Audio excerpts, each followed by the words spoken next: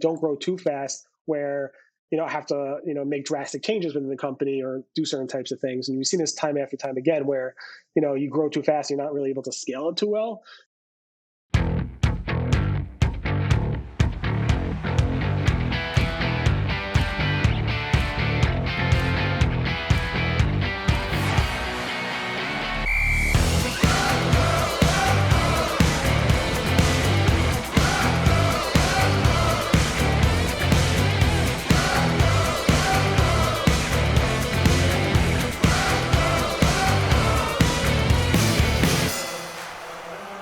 Welcome to Counterpunch. My name is Phillip Thune, CEO of Textbroker, the leading place to get written content, and maybe more importantly, the commissioner of the Digital Marketing League.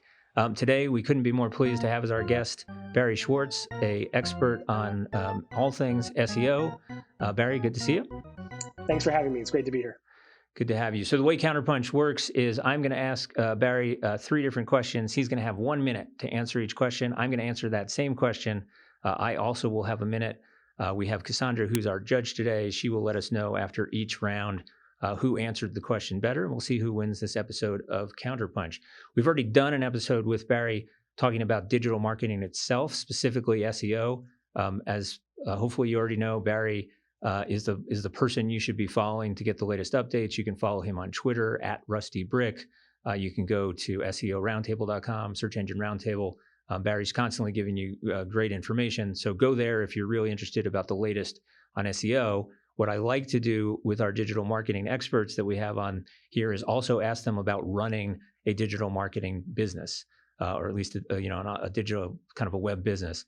And Barry runs RustyBrick along with his brother, owns it. The two of them own it 100%. So I think it's kind of interesting to get sort of perspectives of a business owner, somebody who owns it, and how they think about hiring and lots of other things. So we've got a minute on the clock. I'm going to start by asking you, Barry, just about remote work, right? It's something that's become a huge thing with the pandemic starting in 2020, but it looks like remote work is going to be with us for a long time. I know you've got some specific thoughts in terms of people being in the office, not being in the office, sort of guidance in terms of how you think about your team and remote work.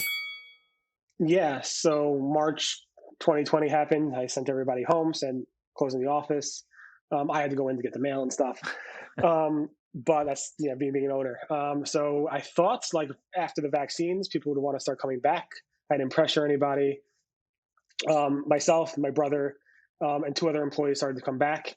One of those employees, now that Delta is kind of like spreading a lot, started working from home again. I'm not pressuring anybody to come into the office. I thought at one point we might do like a hybrid type of solution where we have meetings and so forth, maybe 2-3 days of the week we're in the office, some out. But now you look at all these companies like Google and Amazon and Yahoo, they're all saying, we're pushing off our mandatory work in the office type of schedule to maybe 2023. I don't even know. So at this point, kind of on hold, making sure the employees are happy and safe is my number one priority because they're being productive. They're able to work from home, and we're making the best case out of it. All right, perfect. Right on time. I'm going to do a follow-up before I answer. So Barry, let's hope, hopefully that all of this is behind us. Do you see sort of a permanent change in the way you think about it? Like, are you sort of comfortable with remote work forever? Or do you feel like at some point when it's safe, you'd really like everybody back in the office? I would like people to be back in the office at least 1 or 2 times a week where we could have that creative juices kind of flowing. We do a lot of Zooms and Google Meets and video stuff, but I would like, we're missing some culture, I think, from not having people in person. People who are remote worker heavy, they think that's ridiculous, but I do feel like we're missing that like kind of personality of the company, that aspect. Got it. All right. So I've got my 1 minute on the board. So I'll give my answer. Yeah. And that's where I was going to lead off with. I know there's so many workers who are like, listen, you're a manager. Trust me, I'm more productive at home. I'm not chit-chatting as much. I can get more done. But yeah, I do. I think part of being part of a company means, it doesn't necessarily have to be your family. I think sometimes that's overblown, but yeah, you're part of a team. And it's really difficult to be part of a team and kind of have that sense if you're sort of never with the team, together and letting spontaneous things happen, as you said, creative juices flowing.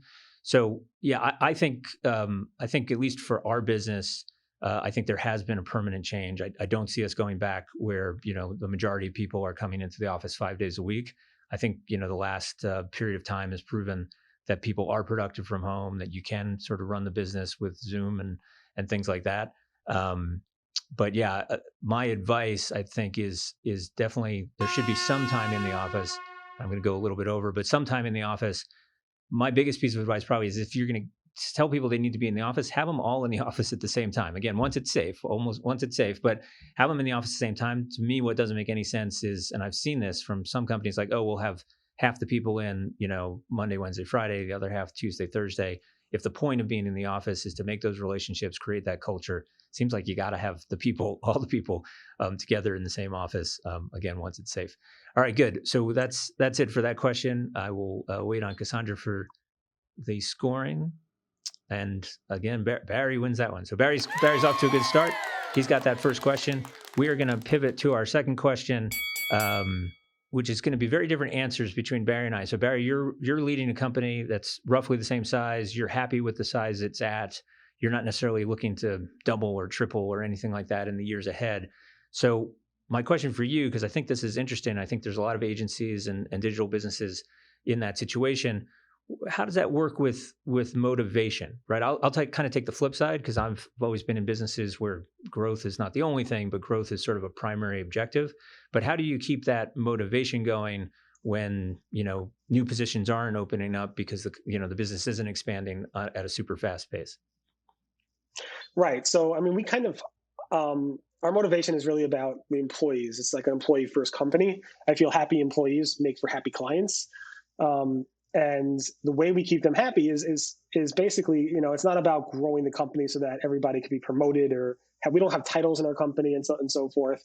It's about providing a safe, challenging environment where, I know plenty of companies that have grown too fast and it resulted in significant layoffs. I make sure that as best as I can to make sure that we don't grow too fast where, I have to, make drastic changes within the company or do certain types of things. And we've seen this time after time again where, you grow too fast, you're not really able to scale it too well. My thing is to make sure we just could support the employees and their families financially, and, and their families always come first. So it's really more of like a taking care of the employees type of first company. And that's not done through promotions or scaling. It's done through being stable. Kind of right on time. Barry, you're better at this than I am. So yeah, no, I think I'm gonna flip the question around in terms of if you're with a company where you are, you care about growth, or you've got sort of a venture capital investor or those kind of investors who are expecting, the reason they give you money is they expect you to grow so that the value of the company goes up, so they get that return on their money.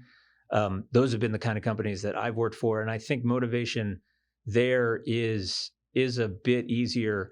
I think really rapid growth, the organizational structure becomes a really big challenge. So a little thing, just like office space, maybe given our first answer about remote work, that becomes easier. But in the past, I've known, when you're growing really quickly, you'd be surprised because office space is not something you can sort of grow, instantly. It takes some planning. You have long-term leases. So yeah, so I think there's things you think about. When it gets to motivation, what I've tried to do is with a growing company is to say to people, hey, listen, there's a career path here, there's a structure here, and you're starting out. Let's say you're starting out at kind of the entry level or sort of an assistant manager level. I do think it helps that they know, okay, if I do a good job at this, there's I can go from assistant manager to director to maybe a vice president. And so yeah, I think maybe in a certain sense, Barry, if those two different kind of businesses attract somewhat different people, right? And we see that. We certainly have people at Textbroker who are fantastic, and they kind of like the job they're in, and they love the idea that it's a stable job and they know it's going to be around. And then we've had other people who started out maybe at entry level, and now they are a director, right? So their compensation's gone up dramatically. The amount of responsibility they have has gone up dramatically. And I think that's been a great motivator. I see that the clock did not tick down, but I'm positive that I went over. I'm positive I went over a minute with that one. So we will wait and hear how Cassandra scores that one. Let's see. I got that one. All right. So I've got question number 2. So Barry and I have each one round. We are going into round 3. This is it for all the marbles. Barry, last question for you as a business owner. Kind of your approach to hiring. I think it has changed a bit with the pandemic, but let's put that aside. Let's assume things are normal. How do you get comfort that you're hiring the right person? Is there a specific set of questions you ask? Is there a specific kind of resume or person you're looking for? So when we hire, we mostly hire programmers. And number one is, are they technically able to get the job done? So are their skills there? So obviously, once you get past that stage, for a small company, you have to make sure they fit within your company culture. Now, with remote work, that kind of changed a little bit. But we speak to them. We want to know what their values are. Are they, if the first question is, what's my, what are my hours? That's not a good sign per se. But if they talk about their family, they talk about this and that. If they're more of a family focused company or person, you can tell by their personality. We try to hire somebody that fits within the culture of our company.